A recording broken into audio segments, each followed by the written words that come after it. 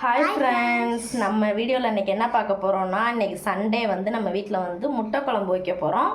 முட்டை குழம்பு எப்படி வைக்கிறோம் அப்படிங்கிறத பார்க்கலாம். வாங்க வீடியோக்குள்ளே போகலாம்.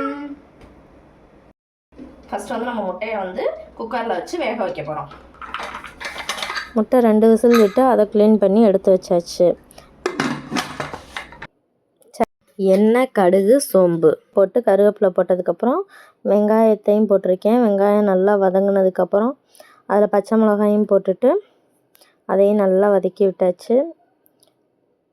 நம்மகிட்ட வந்து வெள்ளைப்பூடு இல்லாத காரணத்தினால நம்ம வெள்ளைப்பூடு போடலை. ஆனால் வெள்ளைப்பூடு சேர்க்கணும் கண்டிப்பாக. முட்டை போடுறதுனால வெள்ளைப்பூடு சேர்க்கணும். முட்டை குழம்புக்காக அப்படின்னா வெள்ளைப்பூடு கண்டிப்பாக சேர்க்கணும், சேர்த்துக்கோங்க. அடுத்து தக்காளியும் போட்டு நல்லா வதக்கி விட்டாச்சு.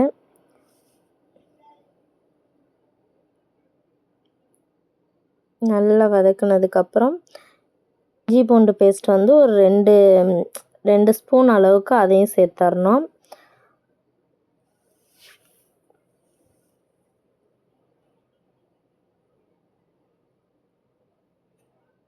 அதுவும் சேர்த்துட்டு நல்லா வதக்கிட்டு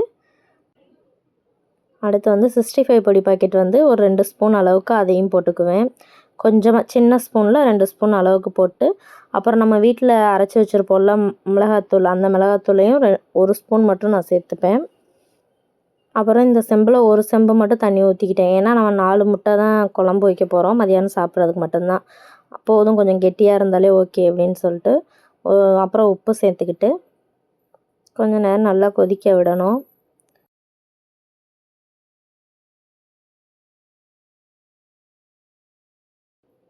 அதுக்கப்புறம் நம்ம தேங்காய் பேஸ்ட் அரைச்சி வச்சுருக்கிறதுலேருந்து ஒரு 2 ஸ்பூன் தேங்காய் பேஸ்ட்டு போட்டு அதையும் ஒரு கிண்டி விட்டுட்டு கொஞ்சம் நேரம் தேங்காய் போட்டோம்ல, கொஞ்சம் நேரம் மட்டும் ஒரு 2 நிமிஷம் அந்த மாதிரி கொதித்து கொஞ்சம் அடுத்து நம்ம அவிச்சு வச்சுருக்கிற முட்டையில் அந்த சென்டரில் வந்து கத்தியால் ஒரு 2 கீறி விட்டுட்டு அந்த முட்டை நல்லா அந்த குழம்பு கொதிச்சோன்னா அந்த இதில் போட்டுட்டேன். நாங்கள் இன்றைக்கி முட்டை குழம்பு இப்படித்தான் வச்சோம். ரொம்ப நாளைக்கு அப்புறம் நான் இன்றைக்கி முட்டை குழம்பு வச்சேன். நான் இதில் சேர்க்குறதுக்கு எதெல்லாம் மிஸ் பண்ணிட்டேன், எது முட்டை குழம்புலாம் கண்டிப்பாக சேர்க்கணும் அப்படிங்கிறது ஏதாவது இருந்துச்சுன்னா கண்டிப்பாக கமெண்ட் பண்ணுங்கள், நானும் தெரிஞ்சுக்கிறேன். எக்ஸ்ட்ரா அப்பளம் பொரித்து வச்சா பாப்பாவுக்கு ரொம்ப பிடிக்கும். அதனால் வந்து குழந்தைங்களுக்காக அப்பளமும் பொரிச்சாச்சு. சண்டேனால் நாங்கள் ஃபேமிலியாக எல்லாருமே உட்காந்து தான் சாப்பிடுவோம். குழந்தைங்களும் அதைத்தான் விரும்புவாங்க. அவங்க அப்பாவும் வந்துட்டாங்க சாப்பிட்றதுக்கு.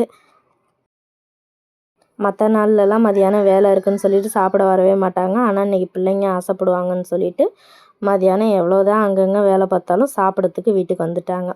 அவ்வளோதான். இன்றைக்கி சண்டே ஸ்பெஷல் வந்து நம்ம வீட்டில் முட்டை குழம்பு ஃபேமிலியோடு உட்காந்து சாப்பிட்டாச்சு.